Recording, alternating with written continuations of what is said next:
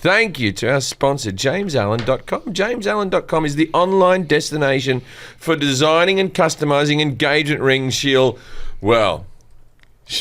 want forever. Look, there's no bigger thing that you do in your life than propose. That's a big decision. And when you do it, you want to do it right. You want to do it with James Allen, because they'll make a custom-made engagement ring. None of these store-bought, off-the-rack bloody engagement rings. Love more easily than you ever thought possible, and save up to 50% compared to traditional stores. Get 25% off your order when you go to JamesAllen.com and use the code IDACAT. That's IDACAT, IDKAT, at JamesAllen.com for 25% off. JamesAllen.com. This show is sponsored by BetterHelp. Ever feel like your brain is getting its own way? Like, you know what you should do, what's good for you, but you just can't do it. Therapy helps you figure out what's holding you back, so you can work for yourself instead of against yourself. Make your brain your friend with BetterHelp. Visit betterhelp.com/IDK today to get 10% off your first month. That's BetterHelp, HELP.com/IDK. Comedy, drama, action movies. What genre should Jack be in as a movie star? Well, you might find out. I don't know about that with Jim Jefferies. I've had a wonderful. What have I done this week? I've passed the kidney stone. That was last week. Congratulations. Thank you. I did. Oh, my wife did one of those things this morning where she woke up and she accused me of having an affair with Gal Gadot. Oh. Well, at least she has faith in you. Yeah. That's like kind of a compliment. Yeah, you were like, holy shit. She's like, I am? She's like, she goes, you were having sex with Gal Gadot. Like, she was still sleepy like this. And I'm like, honey, I can't get Gal Gadot. And let's be honest, if my wife's listening, if Gal Gadot tries to have sex with me, I will have an affair with Gal Gadot. But until that moment, I have not had an affair with Gal Gadot. But I've been doing some fun things. I've been, like, whenever my wife walks in the room, I act like I'm still on the phone to Gal Gadot and I'm trying to hang up. I'm like, she comes downstairs and I'm like, yeah, no, she doesn't know anything. Look, you know you're always my gal. Gadot. Oh, here she comes right now. Real quick here, you got some dates coming up. Cincinnati, Ohio, October 19th, 2023. Yeah. I don't know why I said 2023. October 20th, Chicago Theater, and October 21st, Chicago Theater. We just cancelled, and I don't know if, I'm in the process of cancelling. I'm going to cancel the gig in Israel. Yeah, okay? Of course. It's just, fair sorry, I just double booked. I don't think you need to explain that one. Then you'll be in Galway, Ireland, October 25th and 26th, and then New York, November 2nd and 3rd. So nice, the name's twice. JimJefferies.com. Go there. If you are listening to this and you're in the San Diego area, this weekend I'll be at Mic Drop, the 13th and the 14th. Please come out to the Mic Drop Comedy Club and see Forrest Shaw. I really appreciate it. And big announcement today, Jim. Kelly's leaving the podcast. Yeah.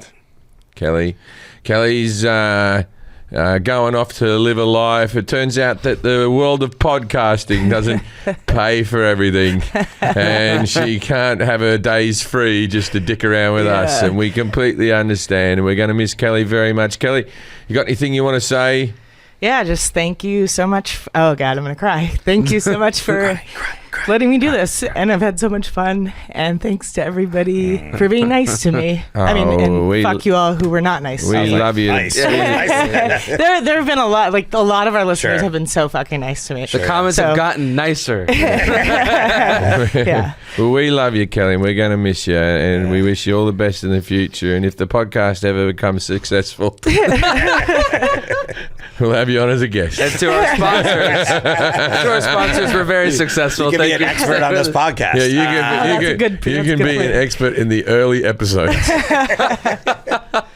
Yeah, I really don't think I could, honestly. Yeah, it's gonna suck. I was saying the last episode you were out of town, but I was just that you not being here. I was like, why aren't the answers populating on here? I'm like, oh fuck. I was like, But Yeah, he looks at me and besides you go, and you're judging confidence. I go, fuck. that, it's all off. We don't know what we're doing. All you had to do was come up with a number. You're like, no. Jack and Forrest's workload has increased. Mine has remained the same.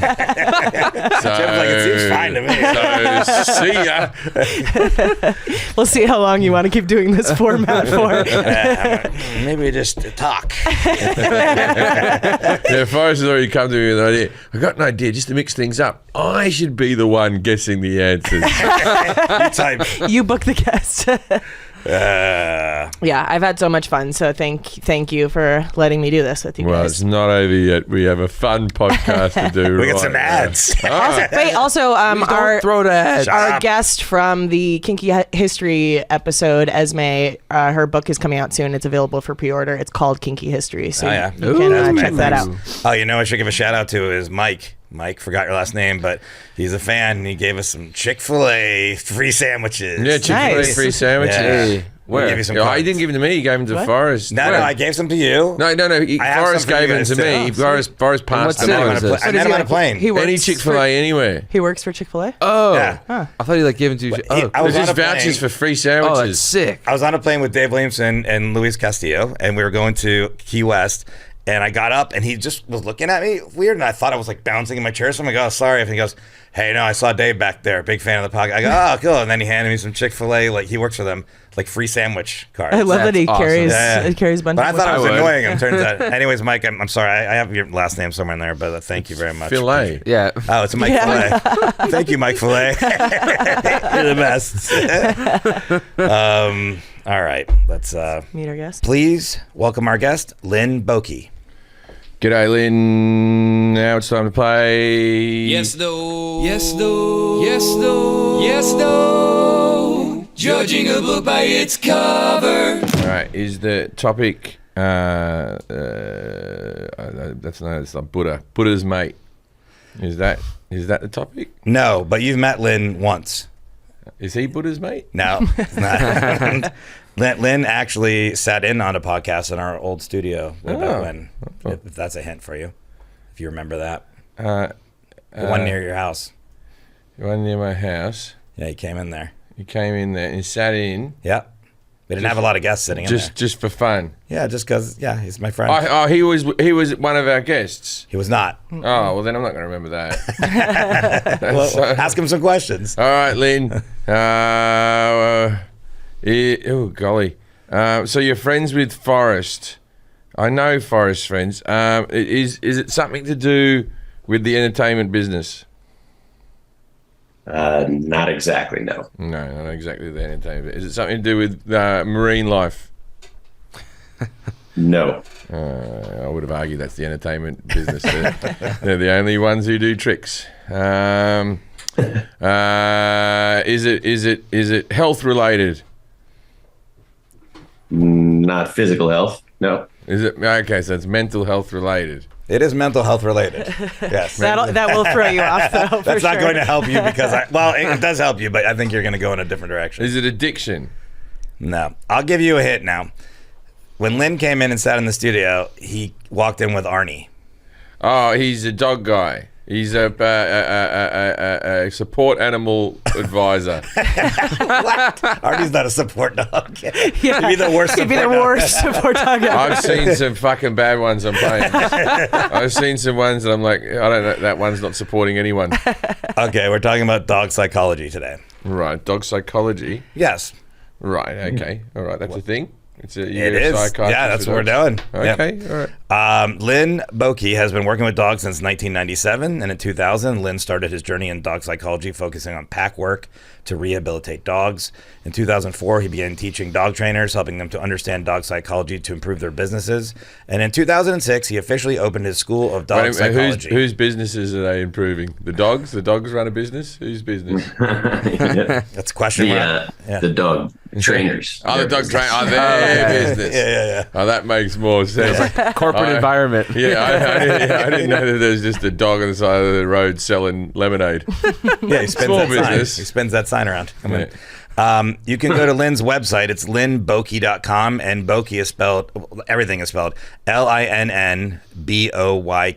That's lynnboyke.com. His Instagram and YouTube are at Lynn Boyke, and his podcast is the Dog Psychology Podcast. Lynn, why don't you tell us a little bit more about what you do, like a day-to-day basis, and like what services you offer and stuff like that. And is your house all in black and white just for dogs, or is this a coincidence? I love the color black, and the next color that sits well with it is white. So Well, not that's pretty much historically. all I have. And that's all I know. We're getting black better. and white.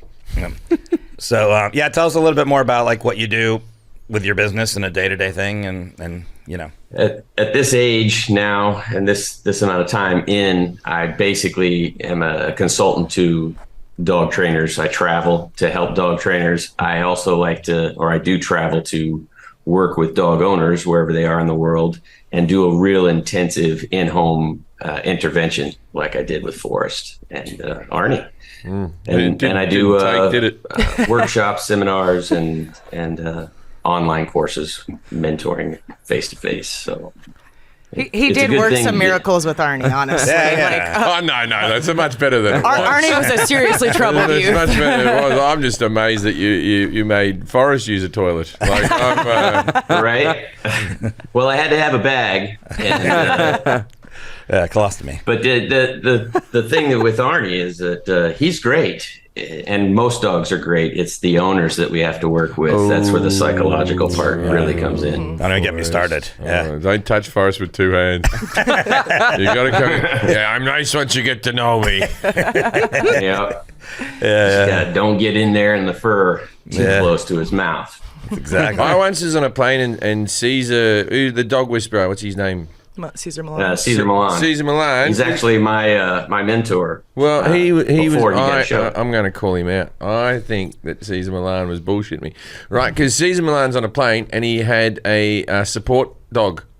Now, does he have like 15 of those so he can travel around the country with all of his dogs, or is there one that he decides was really supportive? Because I'm all for people in this. I'm not all for people in the support animals Actually, at all. you're very much against I'm very that, much yeah. against it. I think it's like people with celiac disease. 1 in 100 people who say they have it actually fucking have it, right? So You heard it here, folks. yeah, you heard it here me first. Go shit yourself. Anyway, but with the support animal, and I love dog. I love all animals. I'm an animal lover, right? I see Caesar Milan on there with his one dog, and I'm like, come on, that cunt doesn't need support. He's telling everyone else how to get support.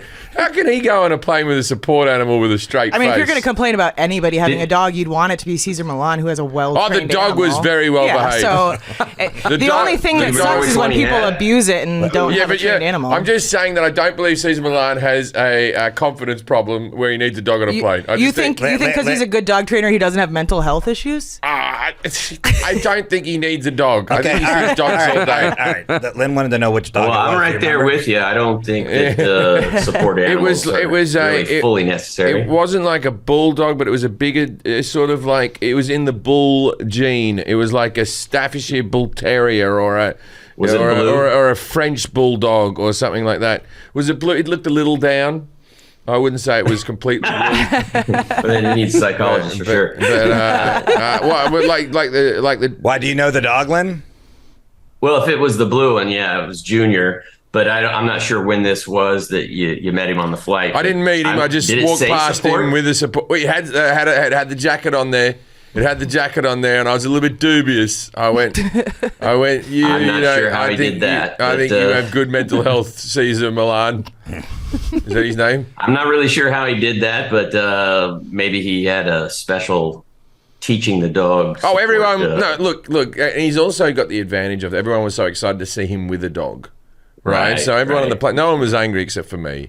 And everybody, Standard. Everybody else on the plane was like, "Oh wow!" And like, you had to, like, if that dog was a complete cunt and was just pissing and biting and running around, he would have lost all credibility. Like, Yeah, true. Like he's putting his balls on the line by taking a dog out anyway.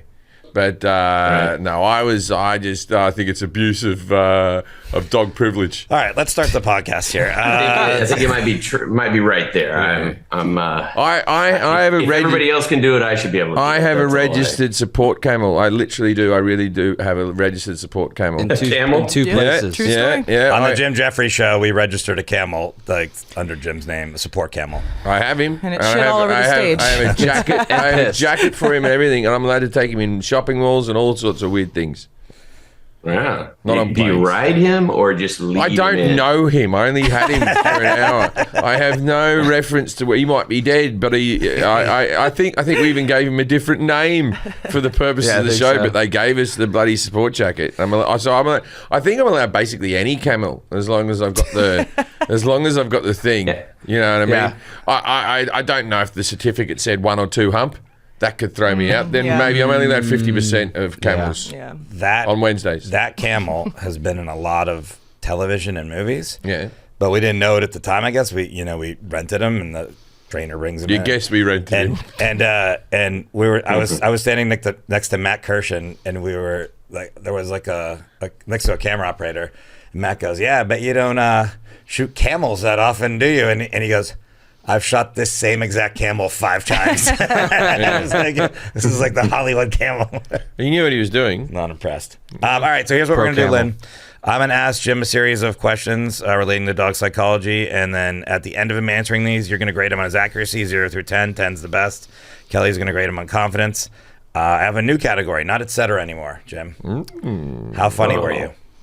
Oh, shit. It's gonna get. The reason I'm doing Really this is hectic. because when you know about a topic, not as funny. You're really into answering the questions right. When you don't know about it, hilarious. So when we know about the topics, I want you to be funnier. But Yeah, wow. It's gonna be graded. It's gonna be controversial.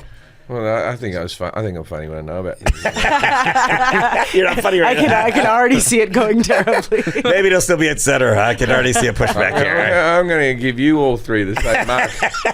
Yeah, you should judge us At too. the end, I just go, not funny, mildly funny. I don't even have a judging category. Give me a break. Okay, third category is You will. how hungry am I? You take mine now.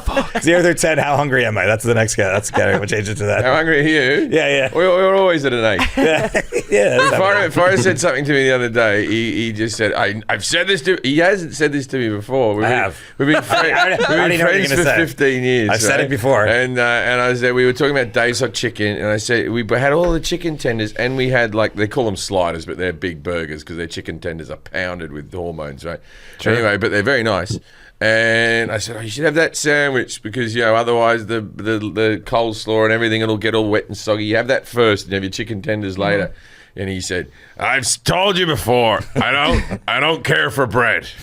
Yeah, I'm not like you. I don't think of bread all the time. Yeah, you're a big bread guy. And then Amos was like, what? And he's Australian. Australians love bread. I'm not like both of you and your bread. So Forrest, don't give him bread. He doesn't like it. He'll eat it, but he doesn't like it. I could go without it. I'm fine. You could go, well then, why didn't you at In-N-Out just have the lettuce wraps? The amount of calories you'll save. I do have the lettuce wraps in and out. Oh, do you? Yeah. Well, go keep up the good work. Yeah, there's other things that are creating me to be fat. All right, let's get into the questions. What is dog psychology? It's the psychology of a dog. Yeah. And so it's when you get a dog. Here we go. We're just going to go for funny though. So when you get a dog, you shave their head so it has a little tiny little goatee beard like Sigmund Freud, and you make it sit there, and it just goes oof, oof, oof, and you go, oh yeah. And his clinic's called Barking Mad. Okay. No, the psychology of a dog is you go, why is this one fucking psycho? And then you sort of hang out with it a bit, and you go, oh, that's why. And then you go, why is this one good? You don't hang out with the good people. So that's always been the problem with like when you get cured, you get rewarded. You know what I mean? Like if you meet like an addict and they go, I was a heroin addict for years, people fucking clap. But I've never taken heroin and no one's ever clapped me for it. I just feel I've like stayed clean forever. Yeah, I feel like I need a lot of I haven't taken heroin kudos. I would guess that the way that society treats you is the reward. When you've been addicted to heroin, I tell you what, there's enough of a punishment. I tell you what, I gave up nicotine and no one said shit. That's the hardest one to give up. No one said nothing. When you gave up alcohol, people were really proud. they're all supportive of alcohol. super But they're not. Do you brag about the nicotine one though? I just did, and none of you stood up. I don't need that. No, What is the difference in training a dog for obedience or versus psychology? Okay, so obedience is sit, roll over, act dead, all that type of stuff, and that's like you can do that to like people as well. Like you go into the army and they break you down so that you can be easily. You can follow rules and stuff like that. Yeah, face rules and that type of stuff. And then a lot of them, when the war's over, have psychology problems, and it turns out that being given orders all day didn't help that situation. So I'm just using that as a simile as to why they're Metaphor, different. maybe? Yeah. No. No, metaphor's saying it is something else. It was just a comparison. Yeah, it was a comparison. parallel. Analogy, Yeah, maybe. parallel. And so the psychology is like, why does this dog like this snack over this snack, but only when it gets its tummy rubbed? What's all that about? Okay. What is a dog thinking about? Well, from the dogs that I have had, it's fucking shoes against their will. Against the shoes were. Yeah, like a boot. That's what the dogs I've all owned. They just fuck boots. Yeah, just like I've always had little dogs, right? Yeah. And little dogs love to fuck a boot, and they're thinking about fucking a boot, cuddly toys, another thing they'll fuck. Just getting dry rooting is all they're thinking of. Even the female dogs? I had a female dog that used to dry root the cat. Okay. We had this female dog, and it was all neutered and everything, like all the it was spaded, right? Yeah. It means we hit it over the head with a spade. So it's just this mentally challenged dog that would go around. No. We had this female dog. And we had female cats, and the cat used to be having a sleep, and the dog would get on top and dry rub a little bit, and the cat would be like, I like dry rub over sauce better anyway. So. Yeah. What are signs of a mentally healthy dog? What's a sign of a mentally healthy dog? Yeah. Well, they get over relationships without sending nasty texts or anything like that. They're just adult about things. When they get passed over at work, like they're upset like anyone else does, but they don't come in and fucking swear at everybody and shoot the place up. Yeah. That's good. Yeah. What are signs of behavioral disorders in dogs? Like what are they doing? Behavioral disorder in dogs. They'd be a bit skittish. Mm-hmm. Like that. That might be something that happened when they were younger or something like that. But everybody has a story of like, this dog's like this because this dog was abused. We think it was abused. But then sometimes, even with people, you meet people who weren't abused, they're a bit skittish. Mm-hmm. You know what I mean? So it just could be just a straight up personality problem. Like I have 2 cats, right? And they're brother and sister, and I got them at 2 weeks old, and they've been brought up exactly the same way, and their personalities couldn't be further, and they're identical, and they couldn't be more different animals. What are signs of an aggressive dog? Bite marks. On you? Yeah, that's a real sign. What are signs of a fearful dog?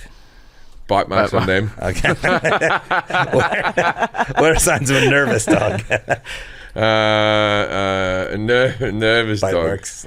No. He's afraid someone's going to find out where the bite marks came from. Yeah. A nervous dog is like, I imagine if it could talk, it would sound like Woody Allen.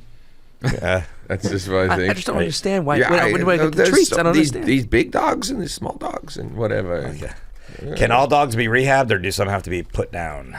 You're going to say all dogs can and blah, blah, blah. But some of them need to be put down. If you're a dog that goes crazy and starts biting on a fucking little baby's face, and that happens, you know what I mean? Like attacks a child. Like there's plenty of people with scars from... So those can't be rehabbed?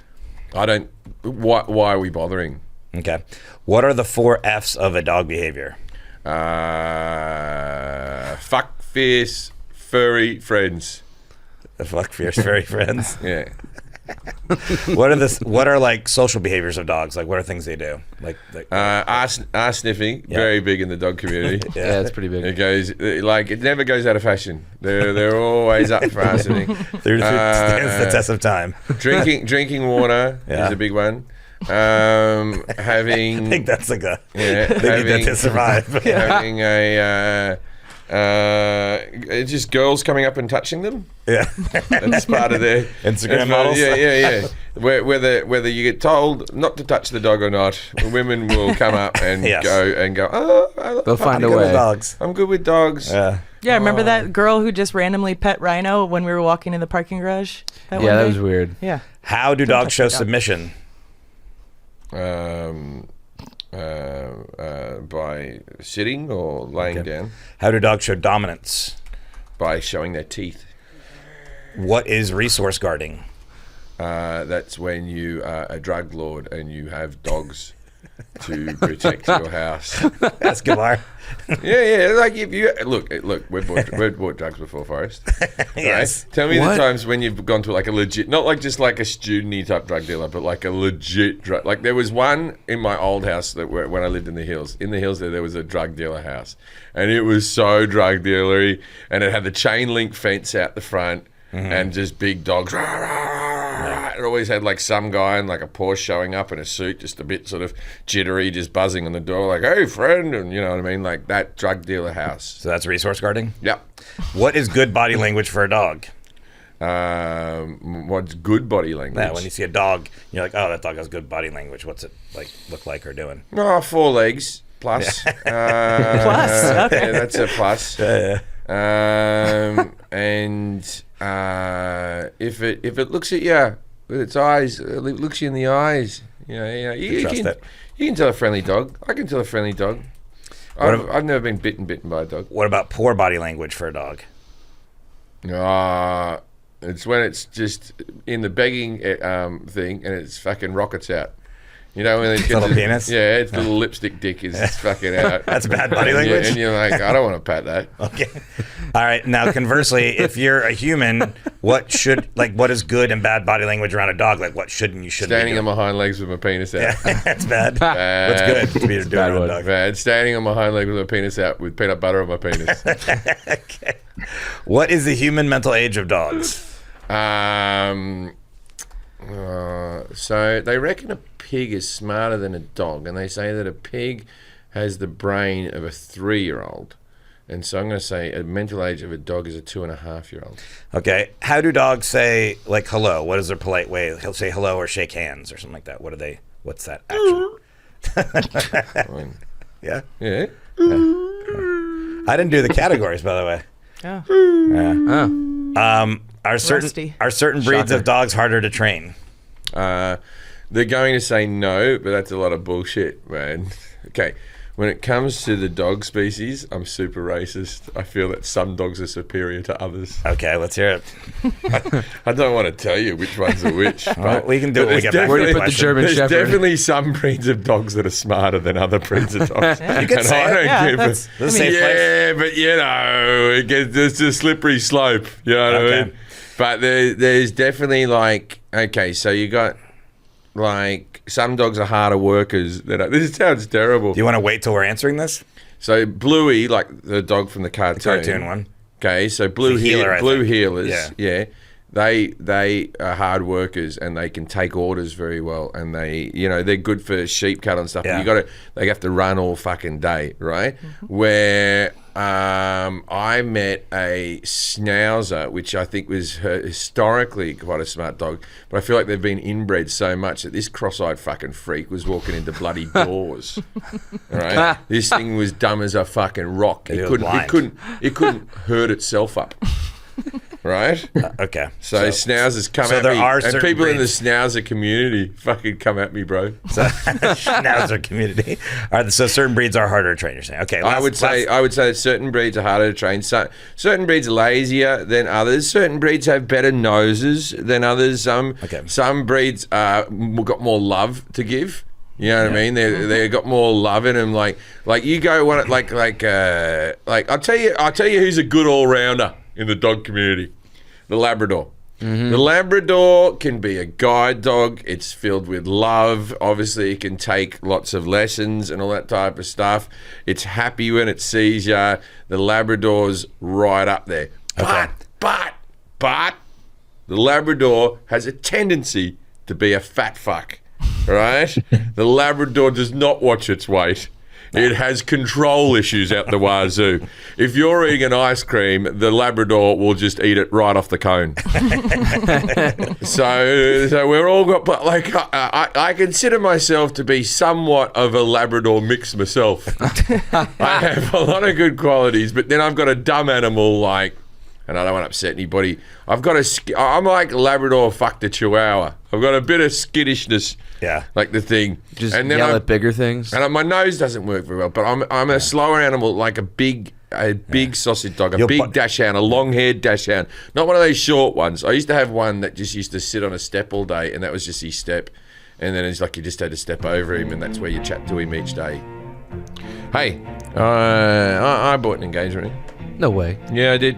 When I got engaged. Oh, I bought That's one. a good time for and that. there was a certain type of rock. I did it. Look, I wish I knew about James Allen at the time, but I didn't. But there was a certain style and a color and a setting that my wife wanted, and I had to convince the jewelry store. They were like, "This is madness." And I said, "This is what she wants." And then all of a sudden they did it. And then when it came out, they went, "This is really beautiful, right?" Why don't you get your own engagement ring completely custom fit? We've got a thing here. You're going to save up to 50% of compared to traditional stores, and plus we're going to give you the code. You're going to save more money again. All right. I don't know how long this offer will last, but I know this, Jack. What? You should buy an engagement ring. Just right now? Have one ready to go. Okay. Yeah. Have one ready to go. All right. So Be prepared. You're right. I'll have it in my earthquake kit. what? Okay. So wait. It'll last as long as the water and all that type of stuff. So when you have a girlfriend, she's dropping hints, right? We've had those, right? Dropping hints. Hey, stop eating so much. You're unattractive to me. You need to marry me by October. Yeah. If you don't get married to me in October, I'm going to go back to my high school sweetheart. But you have no clue how to do these things, right? You can't just keep buying yourself time. You know, like I just distracted my wife with a set of car keys every now and again. You know, and that lasted for about a year. But thankfully, JamesAllen.com is making buying the perfect engagement ring a whole lot easier. Go to James Allen, JamesAllen.com, the online destination for designing a custom engagement ring that she'll love more easily than you ever thought possible, and saving up to 50% to compared stores, right? And I'm saying, you know, the big diamond. Yeah. All right. Choose from over 200,000 certified conflict-free. That's a big thing, conflict-free. I wish I knew about this because my wife and the conflict-free. You know what? You should get a new one. Me buying a conflict-free diamond caused a lot of conflict. All right. They've got earth created and lab created. So you got the real diamonds and the lab created diamonds. Once you pick your diamond, you can see it in a magnified 360 degree. That's the 336. 360 degree, so that you'll see what the actual diamond looks like up close in a high definition on your phone or on your computer. Seriously. You could walk into a jewelry store and look at other diamonds under magnifying glass and still wouldn't get as close as you're going to get at JamesAllen.com when you look online. Then you can pick from thousands of ring settings in platinum, white gold, rose gold, yellow gold, gold, any of the colors. JamesAllen.com also offers an argument reality ring try-on, so you can see what it'll look like on your hand and you'll already know your girlfriend's... Oh, augment. Okay. All right? I heard argument, but all good. Keep going. Your augmented reality. Yeah, it still starts arguments. Yeah. You already know your girlfriend's checkout that feature once and twice, right? So if she already knows, she'll start looking at it on her hand, all right? But here's what really makes it the most helpful place to shop. They offer real-time diamond consultations with non-commissioned experts who can walk you through the process, educate you on the technical stuff, and answer the questions. They'll even advise you how to pop the question if you want, right? Yes. Don't do it with a flash mob. That's my tip of the day. Damn it. Oh, yes. Do not. Everything from JamesAllen.com comes with a lifetime warranty, free resizing and engraving, and hassle-free 30-day for returns. But if she says no, if she says no, James Allen has got your back. JamesAllen.com, the fastest growing online realtor of engagement rings and diamond jewelry, and they've already been part of over 200,000 engagements around the world. Is yours next? Maybe not, maybe so. But you know what I said earlier? I said that you would save 50% off the big box stores, Yeah, sure. right? It doesn't stop there. Oh. What? Because you get 25% off your order when you go to JamesAllen.com and use the code IDACAT, IDKAT. Use the code IDACAT at JamesAllen.com for 25% extra offline. This is the best quality, conflict-free diamond ring you can get. Go to JamesAllen.com. This show is sponsored by BetterHelp. I've been back in therapy recently. I've had some personal tragedies in my life. I've had some mental unease. And therapy is helping me work through those things. I think it's an important thing that almost everyone should do. It can't hurt to talk to people. And if you've never done therapy and you're thinking about trying therapy, what have you got to lose except for maybe happiness? Do you ever feel like your brain is getting its own way? Like you know what you should do, what's good for you, but you just can't do it. Therapy helps you figure out a way what's holding you back so you can work for yourself instead of against yourself. If I've benefited from therapy, anyone else here done the therapy? Oh, yeah. Oh yeah. All right. I need even more. Yes, we all do, I think. Forever. Yeah. Look, But this is good because you don't have to, like we've talked about it before. Staying at your home and being able to do it is more comforting. I find online therapy far superior to going into an actual place. Yep. I'm not trying to knock people who go into place. That works for you. That works for you. You do it works for you. But for me especially, being someone who's always on the road, and then being someone that works in different countries and stuff like that, I find the therapy is one of the most stable things in my life that I can rely on when I feel like things are getting out of control. If you're thinking of starting therapy, give BetterHelp a try. It's entirely online, designed to be convenient, flexible, and suited to your schedule. Just fill out a brief questionnaire and get matched up to a licensed therapist and switch therapists at any time without any additional fee. Make your brain your friend with BetterHelp. Visit betterhelp.com/IDK today to get 10% off your first month. That's BetterHelp, HELP.com/IDK. All right, last question. Is it okay to have a dog off leash? I don't believe so. I don't believe it's like this is like the great gun debate. Oh, my dog's well trained. Oh, I know what my dog does. Oh, I'm a good dog owner. Yeah. Oh, I'm a bad dog owner. I believe, of course, there are dogs that are perfectly fine to have off leash, that are well trained animals, and within certain circles and everything like that. But like if you're at a barbecue or something like that, and everyone knows this dog, and this dog's fucking Cesar Milan's fucking dog. You know what I mean? Yes, I would say without a train. But for the greater good of society, put a leash on your fucking dog, man. Okay. Lynn, how did Jim do on his knowledge of dog psychology? 0 through 10. 10 is the best. I would say that he put a lot of great effort in there. Thank you. And I want to reward him for that. So I appreciate that. I'll probably give him a 5. All right. Good score. Good score. How do you do in confidence, Kelly? I mean, the man knows dog breeds.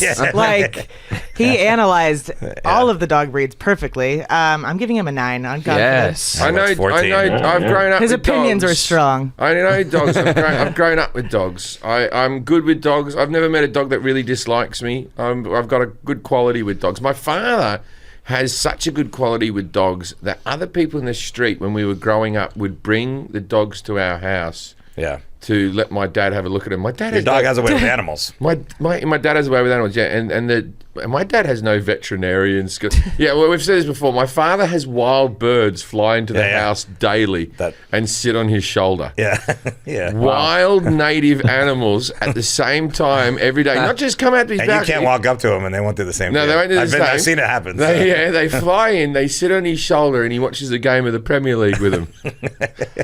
And he has for these rainbow lorikeets. They're married couple. They are. They come and visit him every day. So 5 and 9's 14. You were really funny. I mean, Thanks. I'm really hungry, so I'll give you a 10. That's 24. So this is what you got. Yeah, it's good. That's a good grade. Yeah. It is Wait, a good can we grade. hear the rest of the categories? Just That was the best one. Content dog sounds is just like. And then 0 to 10 was angry. that's Arnie. When Luis But you walks did by. Okay, what is dog psychology, Lynn? Jim said it's the psychology of a dog. When you shave their head, you give it a beard. What's dog psychology? Why don't you tell us, please? I'm shocked that he didn't mention the couch. But dog psychology really focuses more on the needs of who they are as a species through the instinctual side of them, the psychological, the social sides of them, and the physical sides of them. And it's more of a communication with who they are rather than teaching them something through conditioning, like sit, roll over, play dead, speak. And you don't have to name the breed, and you don't have to say the type of person either. But would you say there's a certain breed of dog that wankers attract? Right? In the same way, there's certain, okay, I'll say, not the F-150, but any truck bigger than that, if you're not working in fucking the construction industry, you're a fucking wanker. You're a fucking wanker. You're driving behind me in your big fucking truck. Go fuck yourself. You're a fucking loser. I don't have big views on this, right? But is that I have views on certain dogs, certain breeds and certain people. Do you have these views? You don't have to say the dog.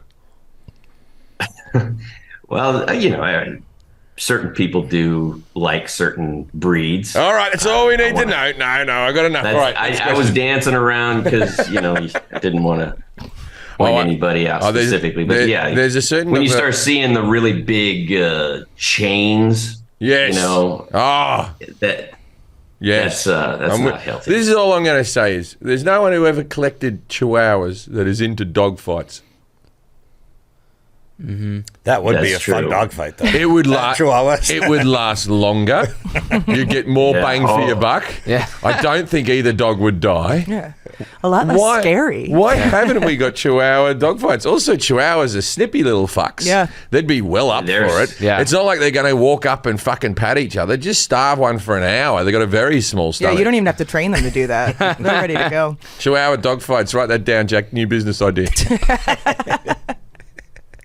There he is. He's going for it. Yeah, those little dogs, they're kind of like finger flesh removers. So you got to be careful with them. Those dachshunds, those chihuahuas, when they get going, they'll just. I saw Gabriel Iglesias refer to one chihuahua, and I have to say Gabriel in this statement so as to me not getting in trouble for saying it. He called it a Mexican doorbell. That's awesome. That's quite accurate. How many times have you been bit, Lynn? Do you know? I could not tell you. I have no idea. Oh, wow.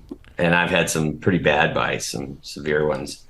And are these dogs that you're training, or are these like when I say like is this like day one you get bit by a dog, or how does that happen? I think I got bit by Arnie day one. Yeah, but it's more about when I work with a dog, no matter what breed, no matter how aggressive or fearful they are. Some of them I don't want to be bitten. I'll make sure I don't. But I want them to be able to express how they've been living and the way they see life and the things that they have been communicating, how far off and how realistic they may be. And so if they bite me, it's not personal. It's never their fault. That's just how they've been practicing life. But why do we give them more leeway than we do human beings? Hey, I've got the same questions. Because recently there's a bear that killed a family and their dog, and they went out and killed the bear. But the humans went into the bear's backyard. Why aren't we doing that to people who do that to people? Yeah. No, I'm with you. Yeah. But what was the thing I was going to say about the dog bite? No, carry on. If you remember. Okay. What is the difference in training a dog for obedience versus psychology? Well, obedience is all conditioning. And so you have to take a human word and teach the dog an action to go along with that. And then it's repetition, repetition, repetition. The psychology is finding out, like I said, with a dog that bites me on day one, it's how they've been living. They wouldn't normally do this because they aren't getting the outlets that they need and the other things to fulfill their mind and body. And so they have these symptoms that come out. And so my job is to go in and find out what is missing and then incorporate that into the dog's life through the human. And most of the time it's simply a structure. Do you believe middle and end. Do you believe it's always how the dog's been living? Or do you think, as I said before, I have 2 cats, brought up the same, different personalities. I have children, I have nephews, I have nieces, I have this, or that. And I'm a believer that for the most part, for 80% of what you are, you just are as you come out. That's you, and then 20% is maybe conditioning. I'll shorten this up. Are there dogs that are just cunts? It depends on your definition of cunt. But yes, there's things in the genes that the poor breeding, the overbreeding, and or something got twisted while they were in the womb, and then they come out a specific way, but it is their life that determines how intense they display that quirk or kink that they've got. I'm from the same womb my brother is, and he'll take an hour and a half to eat his dinner, and I'm done in 2 minutes. So everybody is different, but it is how they perceive. That's probably the better way to look at it, how they've been living through perception. And of course, genes have a big issue there. And if it's a big problem, then we have to tailor the structure around that management. Speaking of genes, what the great debate, how do dogs wear jeans? Is it the back 2 legs or it is the bottom 4 legs? Which fence are you on there? Well, I've got a dog named Long Socks, so he pulls his socks all the way up to where the jeans would be. I think the back end is where you find the jeans. Yeah, I would agree. The good jeans. Long socks. Long socks. We were in a dog park with Arnie. I was with Lynn, and a woman recognized Lynn because it wasn't her dog, or it was a friend's dog. Yeah, at first I thought, oh, here we go. I got a social media fan or something. Do you have a dog named Long Socks?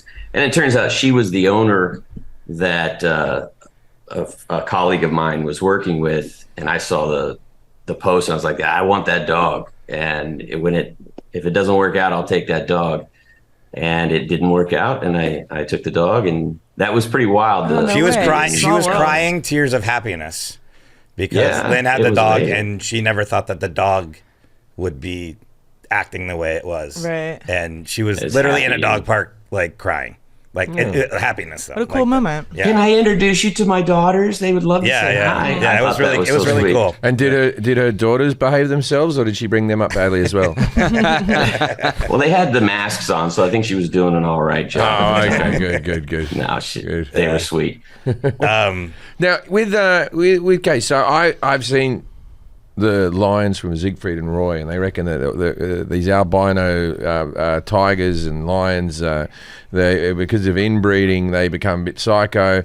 With dog breeds, do you find purebreds to be more unmanageable or less intelligent, or is this just a bit of a myth these days?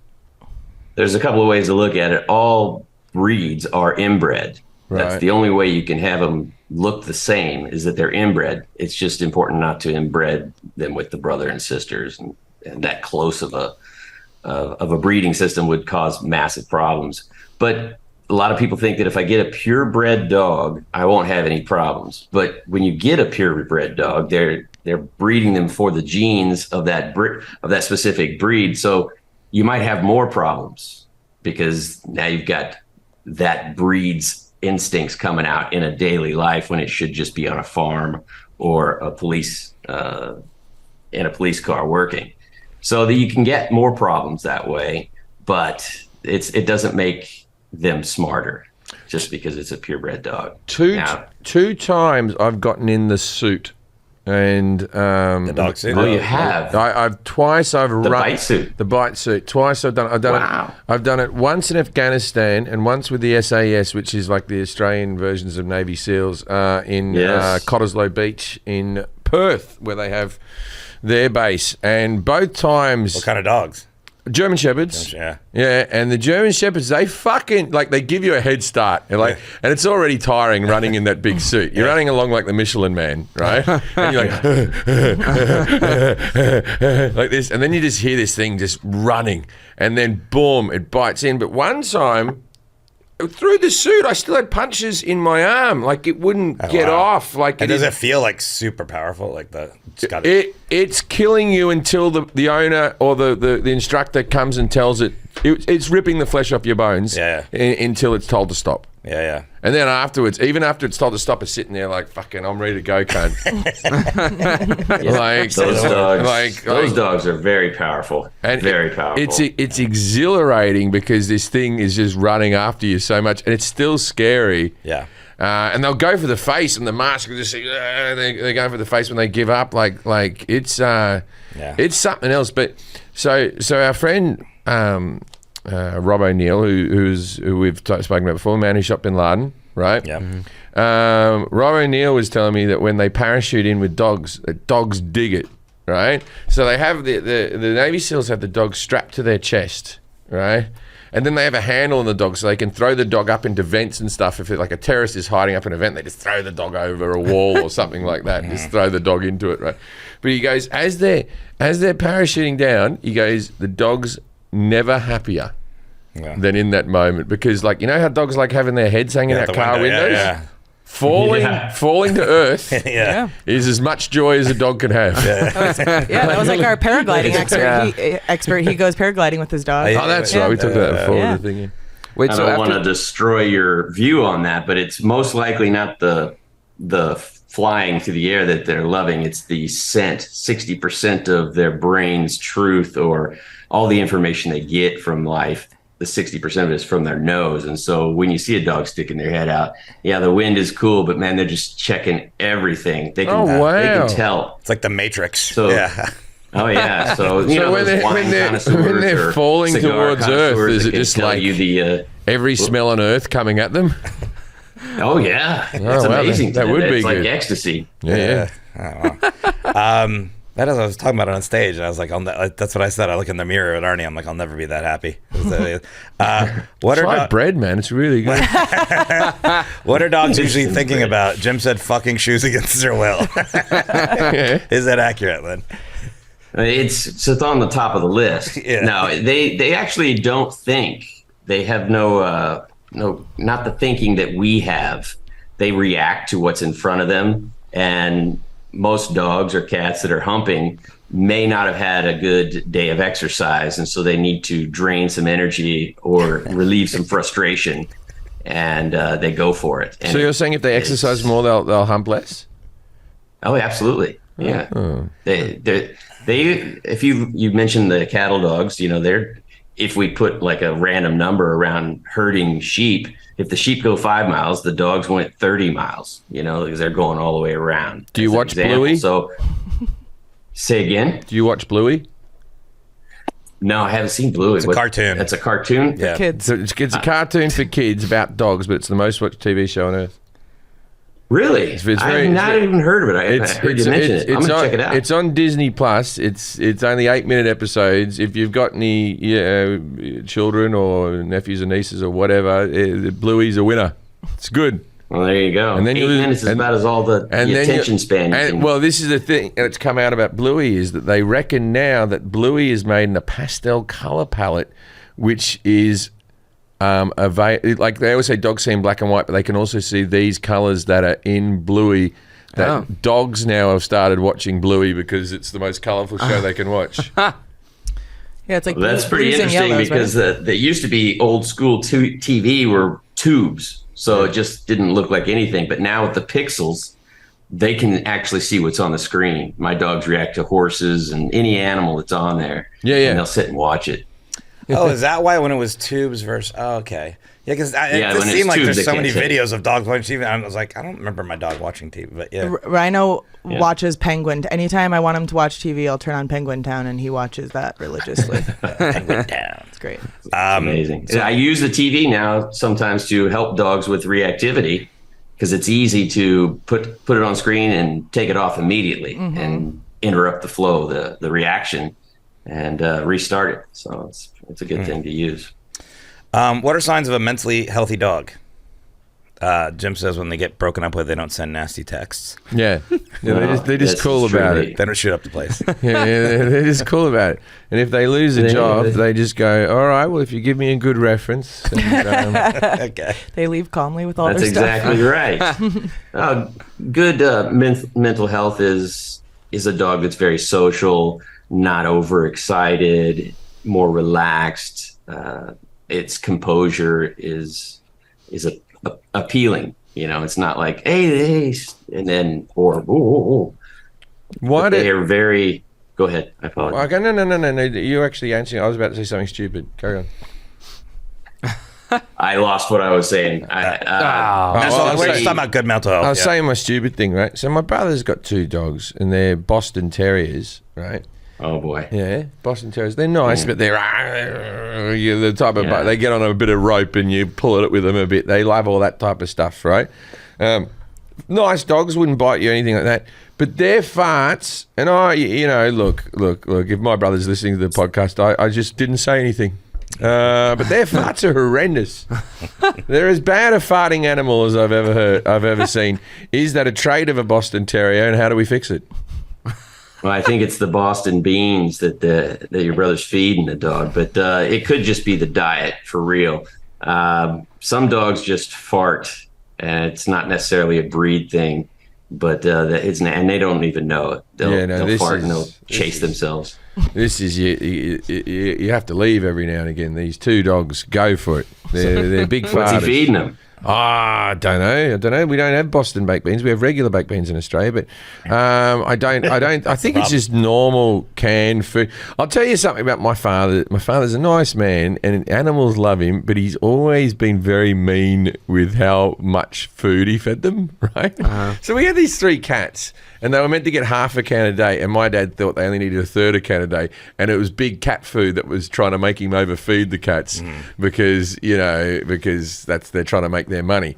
And he knows more about the bloody cats and how much they're meant to eat and all that stuff. Anyway, these cats would always, like, if you left food on the table for fucking 5 seconds, they'd come up and snatch it and run away with it, right? Right? If you walked away from your chicken sandwich to go get a drink out of the fucking fridge, that sandwich wasn't there no more. They'd rip into bags of bread. You just have a bag of bread there and they just rip into it. And I used to think, bloody cats, that's what they do. And now that I've got cats of my own that I feed regularly, my cats are a bit fat, right? Yeah. But it just turns out that the cats I had growing up had malnutrition. My father wasn't feeding them enough, and they had to. They were also out killing native Australian animals each day. That was also another one of their hobbies. The cats do. So one of the reasons why your father and yourself are good with dogs, I noticed when I was there, is that dogs follow purpose. And when you come in, you've got other things on your mind. You say, hey, dog, and then you go on your way. That's more attractive to a dog than being all cuddly with them. So when you do your thing, the dogs are more drawn to you. I will say that. Treat them mean and keep them keen. No, but I honestly, of all the, like we were talking about earlier, Arnie, once he gets to know you, and you're not like a new thing to him, and he's used to being around you, and he knows how you're going to behave, he really warms up to you. But he came to you like quicker than most people, and even still this day, you don't see him a lot. When you see him, you can do whatever you can just pat him. And I'm always like a little bit weird, but I'm like, oh no, he's good with Jim. So yeah. When he first stayed at my house, like he loved me when I came to meet him at your house, and then when he came to stay at my house for the first time, he was scared because it was the first time staying anywhere. I just put his dog bed down by the front door, and I let him be by himself, and And he was totally fine. Like, he then started coming closer and closer to me. He's like, she's not going to. He was good with Hank right away. He loves kids. Yeah, he's really good with kids. Yeah. So it's the cheerleader effect, and that's the more attention the boys pay the cheerleaders, the less attention the cheerleaders pay the boys. But when the boys stop paying attention, suddenly she has to tie her shoe and now all the boys are paying attention again. So, yeah, if you ignore them, We love seeing shoes being tied. I know that much about boys. well, you know what I'm saying, right? Yeah. I know, it's the pick up the pen theory. She had to bend over to pick up the shoe. Yeah, she's in her cheerleader outfit. What kind of pen is Like, it? you know what's They just love going through purpose. Jack's head all the times that the girl has tied a shoe in front of him. He goes, I haven't even fucking noticed it. Fuck, I didn't know. He was busy fucking the shoes. Yeah. Jack has so little to game that most women around him wear Velcro shoes. Well, I don't want there to be any confusion. I will never have to retie these. Just so you know. Slip-ons again. Shit. so that signs of mentally healthy dog. Talk about that. What are signs of some behavioral disorders in dogs? Well, there's plenty of them as well, but it depends on the situation. If they're doing compulsive things, chasing their tail or doing circles, chewing themselves, self-mutilation, rigid behavior, isolating themselves, avoidance, those are not necessarily good things. There's a whole list, but it depends on what you see in front of you. Sometimes what is a healthy dog actually, or what looks like a healthy dog, is actually an unhealthy dog, especially when they love too much. They're overexcited and they get all over. They get too much love. I watched a dog commit suicide over the course of months, and every now and again I think about it and it makes me tear up, and it was a very emotional time. And I might have been, I don't know, 11 or 12 or something like that. My brother got this dog. He was 16. We got a Doberman. We also had a Scottish Terrier, or a Sydney Silkie as we call them in Australia, because they're in the weather, their fur goes all silvery. Anyway, so we had this little tiny dog and this big massive dog, right? And the little tiny dog was 10 years older than the big massive dog. And when the little dog came in, when it was a puppy, it was still bigger than the little dog, but it looked up to the little dog. The little dog knew all the ways around the house. It knew the lay of the land. It was the Morgan Freeman of the Shawshank Redemption to the Tim Robbins of whatever. You know what I mean? So this is what. So it took the big dog under its wing, right? And then the big dog became the big, massive Doberman Pinscher, right? Big dog. And the little dog stayed little, but the big dog followed the little dog everywhere. Whenever this thing, in fact, the little dog started to get a little bit more balls to itself. If it saw another big dog, it went up and picked the fight, knowing it had its big bodyguard hanging around with it all the time, right? It got a bit dicky about the whole thing. Anyway, the little dog got a tick, didn't find the tick in time. Very sad. It was over Christmas. Started not walking, couldn't get it to a vet on Christmas Day. Nothing was open. We waited till the next day, and then the dog died. So we lost this dog. So the Doberman, and that dog was a banging dog. Man, that was a good dog. And so this Doberman went into a fit of depression and just started running into the fence and just bashing its head into the fence until the head got all bloody. And the dog was always happy, never a problem, well-trained dog, and all that stuff. And then it just started digging up and eating rocks. Eating rock solid. And then this stuffed up its body system so much that it started getting like cysts all over its snout, and its eyes started to puff over and all that type of stuff because it wasn't digesting this rock and it was throwing its whole system in. So my dad took it to the vet, $500 or something in that, to take the rock out of the stomach, a proper surgery because it couldn't pass the rock. Did it again, another $500, and then I just remember being a little kid just trying to find every rock. I'm not going to let the dog have another rock, and just every single rock I was trying to put it in a bag, because if this dog ate one more rock, I know what my dad's next words were. We're putting it down, right? And so I just didn't want this to happen. I remember holding this lumpy-headed dog. Please don't eat any more rocks. We just lost the dog. And then the fucking dog bloody dug up a rock and ate another rock, and that was the end of it. And that's my fun. Put me down for more comedy points. -1. That was really funny. Put it down for more comedy points. That's a really good example, though, for dog psychology versus dog training. Yeah. The dog trainer is not going to be able to change that. That's all psychological right there. The dog went into a fit of depression. Have you heard of that? Dogs eating rocks before? Pica, they'll just eat anything, but rocks, sometimes that's all they have access to, and it's their preferred choice, so they'll go for it. They'll break their teeth off and swallow them, but that's a massive psychological issue, and he didn't get the opportunity to I don't know what you did for exercise and everything back then, but when a dog has that moment where they're going through their grieving process, it's so important to just take them on and go do things as if it didn't happen. And they'll let go of it really fast. But if everybody in the home is really sad and holds on to the loss of the other dog for a great deal of time, then it's transplanted to what's this dog doing? It's the same similar the emotions. And so the dog never had an opportunity to get out of that, and he stayed in it, and that became his new thing in life. My father walked the dog every day, and my brother walked the dog a fair amount and that type of stuff. And I bet it would have sensed the sadness, because we were really bummed. We were really. I still think of that little dog. I think of the big dog as well, but that little dog I had for a long time, and the big dog, man, it was bloody sad. It was. Fuck, it was sad. What are signs? It's the human holding on to things like that for so long. The dog can't let go of it either. Yeah, and that's a bummer. My father has a dog from his childhood, and if you bring up this dog's name, or you talk Don't about tell that story. You've already told Don't me. tell I know that the one. story. You've told too many sad stories already. If you want to make an 83-year-old man cry, I hear it. fucking You're gonna make 3 other grown adults cry if you tell that story. Maybe at the end of it. The dog was standing on the Look roof. at of the car. how uncomfortable they're all getting and scratching and moving around now about the story. I have to hear it. Oh, it's a sad story. I'll leave the room. Lynn's got to hear it, he said. All right, so he had a dog, and he used to. No. This is going up in the outback, man. This is going to be like Don't tell This it. is going to be like the podcast we did on hemorrhoids when people were tuning out. As you this- talked This is about my your last asshole. episode. Do it later. Do it This later. is Kelly's last episode, and this is how we're going to put Kelly down at the end of the show. Because she's in too much pain. It's for the best, boys. She's eating rocks. We're going to take her to a farm. She's going to a But farm. he grew up in rural Australia. This God. dog used to follow him to school each day. Oh, I've got so many sad animal stories. Have you ever heard Yeah, of great. Let's do this and let's move on. We got questions. And then Maybe just get a diary or He used to something. stand on the back of the ute, which is like an Australian pickup truck, but it's a smaller thing. See, not like a big fucking truck. You don't need a big truck. Anyway, so the dog would stand on the roof, and me granddad Colin, who was driving along and didn't know the dog, thought the dog was in the back of the truck, and had to brake for something else, and the dog flew over the top of the car, and then they drove over the top of the car, the dog.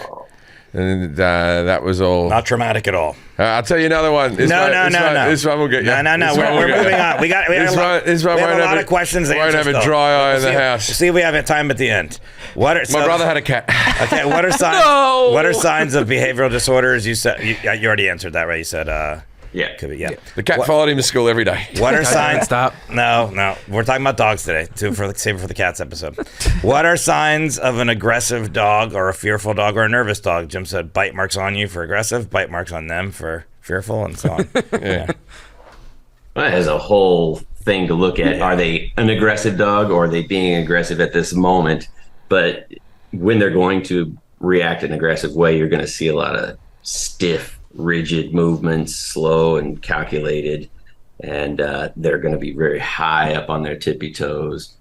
Nervous dog will be down low, maybe even come up. But both fearful and aggressive dogs behave in aggressive fashion. I would just call the fearful one more defensive in its aggression. And you will see that because they're trying not to have an aggressive moment and they're trying to avoid, but then the thing keeps coming at them. A human, I love dogs, dogs love me, and then it bites. So if they're saying no means no in the human world too. So if the dog is saying, I don't want that, we should allow them to have that moment where we leave them alone and just look at them from afar. But if you got an aggressive dog, it'll be very clear to you that it's aggressive. You'll see that high, rigid movement and looking at you and with intent. Yeah. When a dog jumps up on you, the two paws jumps up. Is that I love you or I want something from you? Which can be it's a very grey area. It's a what, Len? Sorry. They want to control. They want to claim it. If it's something that they just do because they've been allowed to do it and rewarded for it, they don't necessarily think about controlling you. That's just a habit. We give them affection when they jump. And so the dog says, oh, this works. But generally, when the dog climbs up on, they're claiming it in some way. The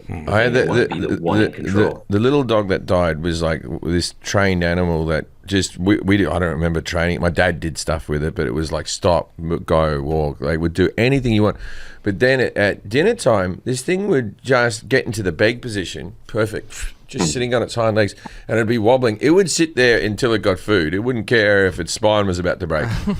And like you had to give it food eventually because it's doing its trick for a long time. Yeah. You could also like put like at one stage you could put like food on its nose and wait, go. Like that, right?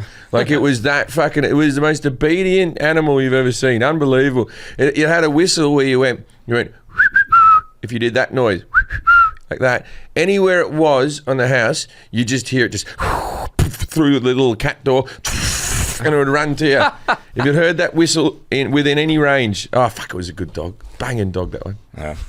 that little dog that died with the tick? The tick dog, yep. Yep. And where we grew up in Australia, Kringo National Park is like the epicenter of ticks. This is like, you got to check, like I've had ticks on my body, like, there are ticks everywhere.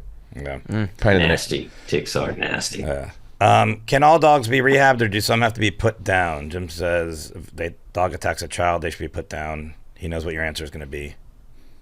No, I agree. If it's a full-on attack on a child, they should not be on the earth, but a lot of dogs are defending themselves through the perception that the child is attacking them. They've given them plenty. I'll show you video after video where the dog is giving signals, stop that child. And they'll look at the parents. Are you going to stop this child? No. Okay. And so they do their thing. It's not an attack.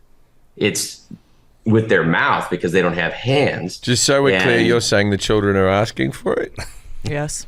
Well, yes, absolutely. It's not the children's fault, though. Yeah, it's the parents' There fault. are so many owners that don't teach their kids anything about dog safety, and that's like been my biggest gripe since getting a dog is like going to my nephew's baseball games and little kids are just running up and grabbing his tail and stuff like that, and the parents say nothing. Oh, God. And I'm like, what the fuck is going like it's so important, like, and especially because kids can only understand what they know in their own experience. So if they have a dog that can tolerate those things, they think that's every dog. It's so irresponsible to not teach your children dog safety. It is very irresponsible. But if we're looking at an attack or a bite, for me, I really need the context and I need to see if the dog is aggressive. If it is an aggressive dog that attacks children, it can be managed, but I don't know that I would want to take so much risk with using children as bait. But there are the majority of dogs that bite children are not fully aggressive and can absolutely learn that, okay, I have to tolerate this and hopefully somebody will come and get this thing off of me really soon and or leave the area. They just need to understand that there's another choice. Because the videos that I have seen, the dogs have given them 1, 2, 3, 4, 5 different signals saying if it were a puppy or another dog, those puppies and dogs would have left. But this puppy, human puppy, isn't leaving, so they have to do something. But I had a relative who had a bit lip from a dog, and the dog jumped over the next door neighbour's house while he was a toddler playing in his own backyard. So this dog shouldn't have been in his yard, right? Yeah, that's not good. That's not good at all. So this is what I'm saying with the leashes and all that type of stuff. There's a little bit of giving, like to say that we should teach children dog safety. There are situations where you're just like, well, why is your dog not on a fucking leash? Sure, yeah. No, of course, It's both. Yeah. There's like 100%. If a dog jumps over a fence next door and comes into my yard like that, it may not make it to the other yard again. Right. Because that's not going to happen. That's unacceptable. Yeah, but I know what you're saying too. It's like, I had Arnie at the theater in Anaheim this weekend, and I kept them in the dressing room, and people that came in the dressing room like I knew he's going to rack well with Jack and stuff. I'm walking him out to walk him in between shows, and there's a security guard there. He doesn't even say, "Can I pet your dog?" or anything. It's just because Arnie's so small and cute. He just dips down and goes and almost grabs him by the nape of the neck, and Arnie goes, "Kah!" And he goes, "Oh, he's not a nice dog." I go, "Dude, you just grabbed him." You're lunging over him like you're a strange person. He didn't even ask me. So It's frustrating. the Inspector Clouseau scene. He didn't even ask. Yeah. Yeah, it's that. Yeah. Imagine you're sitting at a cafe or coming out of an elevator and somebody walks by you and grabs your cock, and says, "Hi, how are you? Humans love me, so I can do this." It's unacceptable, but What do they look like? force it on dogs. Yeah, I'd probably talk to you for a while, and eventually you'd end up with your own house. What are some of the signs that the dogs are giving that they're like, "Get away from me"? I assume Well, growling's they're one of them. subtle, but they're also very loud. If you look at them, they're doing their best to look away, which means I'm going to walk that way if I can, but somebody's holding me on a leash or they're blocking me. I can't go anywhere. They'll do this. That doesn't mean they're growling to hurt anybody or showing their teeth to hurt anybody, but it is a signal saying, "Hey, you need to pay attention. You're stepping over the bound here." That they'll even just stare at you. Those are very subtle signals, but they're huge. And the parents need to see these things. Just any parent needs to make sure that they have permission from the owner. What is the Somebody just best reaching way down. to approach any dog? Say again? What's the best way to approach a dog? If you're going to actually approach them, just walk over by them and don't look at them. Don't try to touch them. 60% of the truth that they gather comes from their nose. And if you don't even allow them to smell you first, and I don't mean put your hand out so they can smell it, it has to be something they want to do. People put their hand out all the time and it gets bit. "Here, smell me," but they get bit. The idea is just to pretend the dog isn't there, and it will come up to you. It'll most likely try to come around you, so get a smell. But most people think, "Oh, now I can kiss the dog." No, he's just started to process who you are as a being, and then it has to decide whether it wants to be touched by you. Some dogs will say, "Oh," and they'll turn their body and go for it. Others will just walk away. That's fine too. That's their choice. But you want to let them investigate who you are through the nose. Some dogs. They're already reacting through the eyes. Then you need to really not look at them. Eye contact is an invitation or confrontation, perceived wise. So Some dogs just too bloody big. big. Yeah. I think there's some dogs that are really big. They're very hard to adopt out. Lachlan because they're so Patterson has big. 2 dogs that are the biggest fucking Irish Wolfhound? They've got to be 250 pounds. Oh, damn. These are massive. They get Caucasian. bone and they eat the bone. What do they look like? They're like big wolf things. Probably an Irish Wolfhound. They're not like a big pointer. Like I know those other big Irish settled dogs or whatever like that. This is just these big. Google Lachlan Patterson's dogs. No. They're miles bigger than those fucking things. These are big, bloody. So they take up. Is that your question, though? Can dogs be too big? Well, they take up a whole sofa. It's a bit silly. He's got 2 of them as well. Where does him and his Is this a real question, or are you just throwing it out there? Yeah, a bit of a real question. Well, he's also very tall, isn't he? Len, He's also He very needs- tall. he Do you have an big dogs. opinion, Len? Yeah. I don't really want What huge size? dogs. What size do you like? I like medium. Like my dog Ace, he's part German Shepherd, part Staffordshire Terrier and Husky, but he's on the bigger side. That's about as big as I want, because I have 5 dogs. If I had 5 huge dogs, then where are they going to be? I don't know how people do that. The Great Danes, they'll have 3 or 4 Great Danes in an apartment. I don't get it. Oh, I don't even get people who like blue heelers, dogs that need to exercise that fucking much. Like what are you doing with your life? Because like every now and again you might be sick and laid up for a week, and this thing needs to run every bloody day. Yeah. Every day. Every day. What are the 4 F's of dog behavior? Is it fuck fierce furry friends? Well, it can be, but I believe that it's flight or freeze, flight, fight, and fawn. That's really more of the core. When they get into the animal side, When you see a dog in flight, they're not running. They don't know anything else exists, and they're not trying to do anything. It's just they're gone. That's the base part of F. Freeze. Go ahead. Okay, my wife doesn't believe that any animal should ever be in a zoo, ever. I have different opinions on things than that. I believe that the zoos help with conservation and stuff like that. My wife doesn't believe that animals should be trained in any particular way. Okay, so what I'm saying is, when you see a greyhound race, do you think that is cruelty? Or when you see the crups where they're all like running around with the shaved dogs and they're best in show type of things, is that, do the dogs dig these things?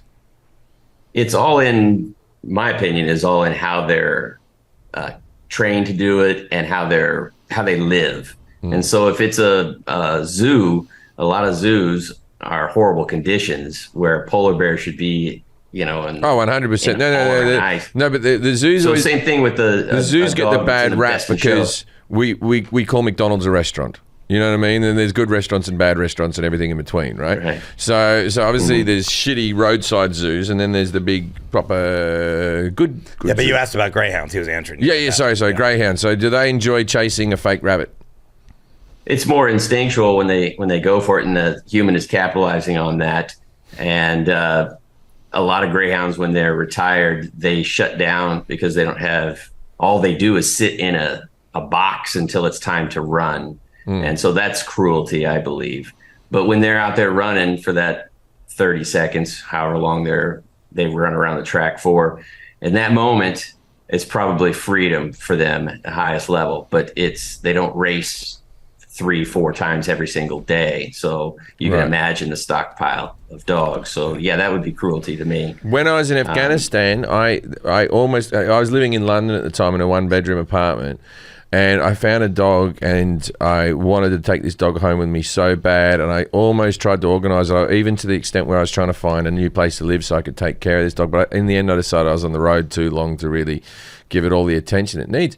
But this dog was a bomb-sniffing dog, and it was you have never seen a better trained animal. Stop, this, sit, jump, whatever you wanted it to do, this dog did. It was been in the military its whole life, but it had found a bomb, and then it was like, and the bomb had gone off, right? He found a bomb that went off soon after it left the vicinity. It saw the Big Bang and all that stuff. And now this dog was like, I'm not doing that again. That's fucking sucks. Is that what we've been doing? That's what we've been looking for. Yeah, if you told me that the first time, I would have joined up with the cocaine blokes. They seem to be having a much better time than bomb. So he had PTSD, sort of. He did. He doing did. that job. Yeah, he couldn't do that job anymore, and so they were looking for someone to take care of him because he was just sort of. That would have been an awesome dog for you to keep, even though that you were on the road, because you could have taken it everywhere you went. But let me just tell you this: one of the highest level responsibilities that you've taken when you realize, I live in a 1-bedroom apartment. I'm thinking about moving to a bigger place for this dog, but I'm on the road, so I shouldn't. That is a high level responsibility, and I'm impressed. Most people don't care about all that stuff. I want this, I want it now, and they get it, and then all the stuff happens down the line. But that's pretty good that you did that. However, that was a great dog. Of my wife. Would have been worth keeping. He was a good dog. He was a good. And I'm sure someone would have taken him because he was so well trained and everything. And my hope is that he probably went to a better home than I could have given him, really, with my lifestyle. You were saying flight. You explained flight. Then you were doing the rest of them. Freeze, right? Freeze, when a dog is frozen. If you look at it on a spectrum, when a dog hears something, they kind of freeze for that moment. So that's the part where they freeze. If they see something that they want to get, they freeze. But the terrified ones, they shut down. They're just not there. That's the highest level of freeze. But just think of deer in a headlight type of thing. But tigers do the same thing. As soon as they're walking and they see some prey, they freeze for a second, and then they go into the next thing. So that's what they mean by freeze. Okay. And what were the other ones? Fawn. There was flight. Fawn. Freeze. A fight, of course, you know what fight is. But when a dog is fighting at the core, it's it's not like a fight over a bone. It's for life. But you'll see it. Sometimes the dogs fight in that moment so that they can fly away. So I would call that more of an evasion at that point. Requires a little physical contact. Social behaviors of dogs. Ass sniffing, Jim says, is the top of the list. Top of the list. Yeah, drinking water. Drinking water, big one. That's not a social day. That's more of instinctual. But yeah, we'll do it together. We'll break some bread and have a little river water. I think we're buds now. But social behaviors are things like smelling each other. I call it the yin and the yang. One dog's at the butt and the other dog's at the other butt, and they do this little circle. That would be sort of a handshake, a greeting. And is that what you're asking about, how they greet each other? Well, we asked that question later, so that's the answer. How do dogs say hello? Social behaviors. We can jump ahead, yeah. So that's how they say hello or shake hands, by sniffing butts. And then, what are other social behaviors? It's important they know each other at that point. But social behaviors, being in proximity of each other and just hanging out is always a great social action. They don't need to be playing to be social. Yeah. And what's their level of intelligence? I said 2.5, I believe. Their emotional intelligence levels range between 2.5 and 3-year-old, if we're going to compare it to a human. So, you got that. I was impressed with that one, but you got that off the pig, and that's impressive that you know about the pigs. The pig's meant to have the intelligence of a 3-year-old, and it's meant to be slightly more intelligent than a dog. I work back. You can train them like a dog for sure. One of my friends, colleagues, he's got one of those pigs in his facility. That's at his home. Arnold Schwarzenegger has a big pig that just walks around his house now that he got because there's a myth about these little tiny pigs that they're going to stay this big. No, all pigs get massive. Yeah. There was like a big scam with the teacup pigs or whatever. And then people were like, it's fucking big now. It's like the size of this table. Yeah, pigs get massive. And huge. How do dogs show submission and how do they show dominance? When they show submission, it varies, but generally they want to be a little lower, maybe provide some extra space, but all the way submission would be on their back, rolling over and that's done so that the other dog can come over and smell everything and check you out, make sure that you belong here. Yeah, that's a generalized submissive show the behavior. Belly. Yeah. In my experience, if you bring up a cat and a dog in the same house, they seem to get along. That's always has happened for me. Especially if they're a puppy or a kitten and a puppy, that's always great. But taking a cat that's had experience in life and then put them with dogs, sometimes that doesn't work. I've seen some things. Yeah. And how does dogs show dominance? Is it their teeth? That's what Jim said? Or? Well, they'll show the teeth when they're being submissive, too. They even have a term called submissive grin. Some people have turned their dogs in. My dog wants to attack me, and it's literally, I'm so submissive and happy that we're seeing each other. I'm going to smile. And it's terrible for people to misunderstand that. But dominance will be more of taking the space and being higher. Elevation is a perceived elevation in status.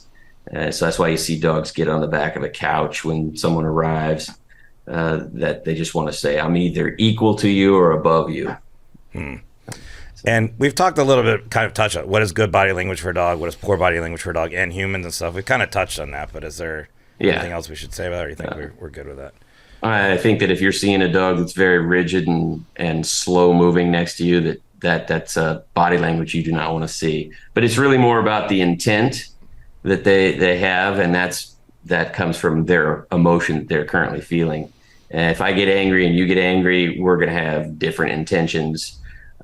So you really want to look at feel the emotion and discover what this individual's life has been like for their intention.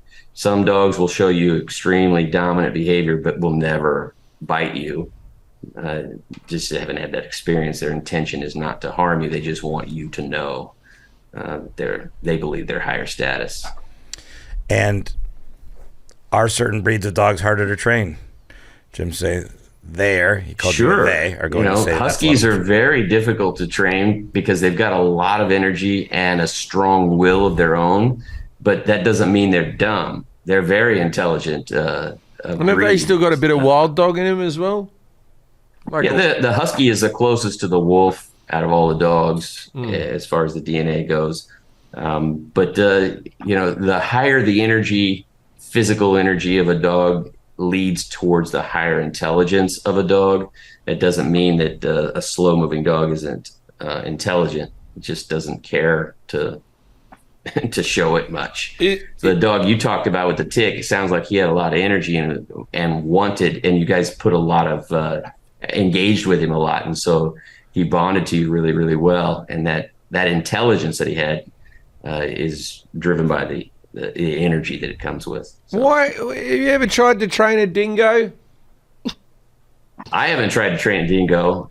They just look like fucking dogs. I don't know why no one's given it a go. It's like I love the shape of a dingo. Yeah. I love them. Yeah, like they ate one baby. And it's over. I think you'll find there's other dogs who have eeaten a baby, in that history. Sure. They've eaten one baby and they get a bad rap, and the rest of the time they haven't eaten any babies. I've seen one. I've seen coyotes out in the wild, like just walking down my street in LA.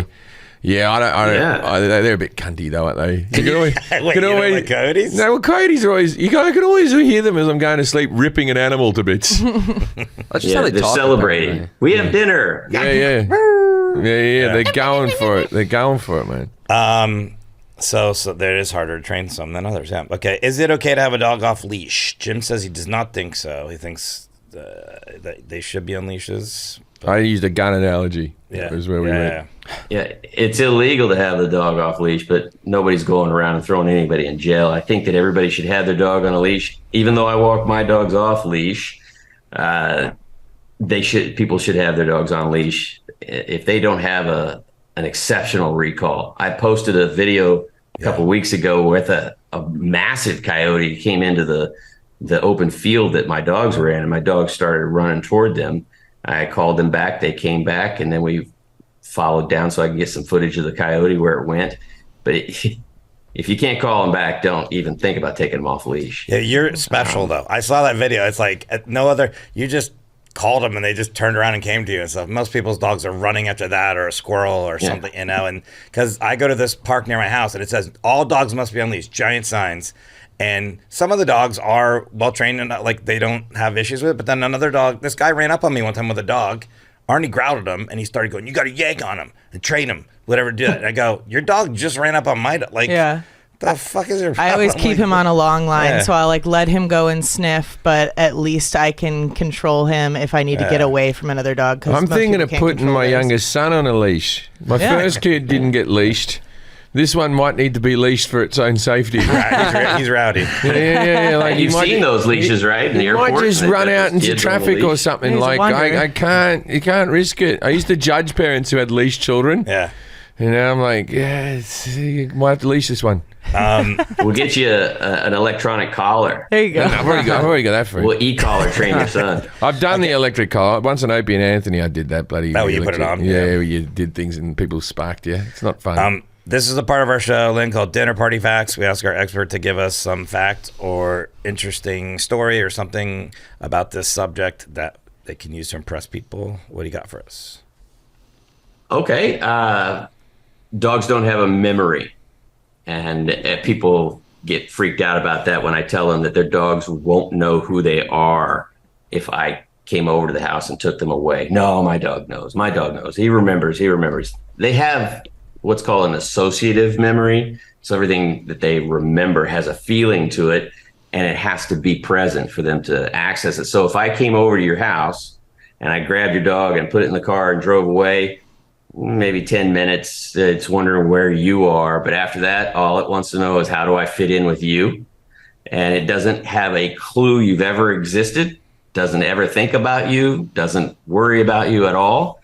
But if I come back 6 months later, and I'm driving through the area and I roll the window down and he's like, "This seems familiar." And I pull into your driveway, that gate that you have there, right? That's very exact. The dog will go, "Hey."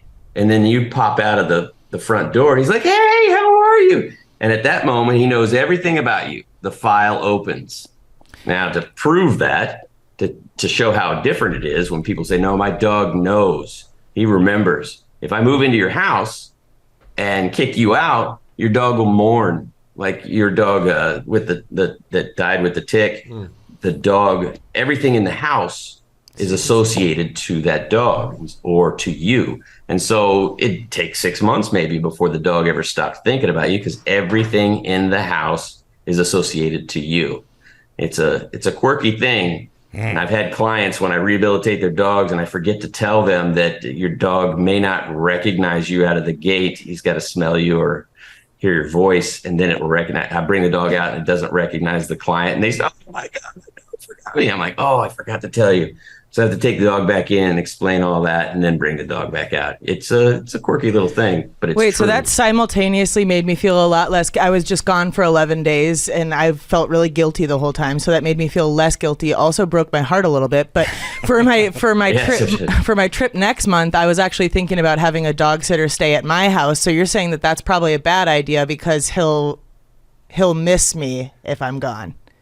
Well, he may miss you, but everything around there is associated to you. So he could find comfort in those things that remind him of you. Yeah. But it's also a good idea if you take him to a place, and if you've done it before, the association is still there. Hey, all my friends are here. My human friend, everything. And I'll see you later, Mom. It's like dropping kids off to kindergarten after the third or fourth time. They don't want to be around Mom or Dad. Yeah. So that can be a good thing, to take them someplace to experience other dogs and other things without you. And then you're the hero when you walk in and you go, "Hey, where's my puppy?" Right. And they, Yeah, my regular dog sitter is out of town next month, so it sucks. So I'm like trying to find somebody new, and I was like, "Oh, I'll have somebody come to my house," and now I'm like, "Fuck." Doesn't matter. They don't remember you. but then you got to deal with somebody coming to your house and going through your drawers, while you're not there. Wow. I don't like that. Kelly likes that. I'm not worried about it. Well, Lynn, thanks for being on the podcast, brother. Real quick, let me just repeat Thank again. you for having me. And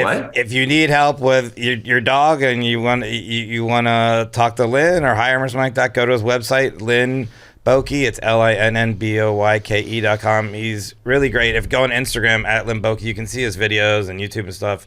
And he's got a podcast, the Dog Psychology Podcast. He's awesome. He's great. Just start watching some of the videos. You'll see. It's very impressive. Yeah, there you go. Thanks. All right, ladies and gentlemen, thank you so much for being on the podcast, Lynn. If you're ever at a party and someone comes up to you and says, "Oh, my dog remembers me," go, "Well, I don't know about that." Good night, Australia. And goodbye, Kelly. We love you. Goodbye, We're gonna Australia. miss you. Bye bye. Miss you guys.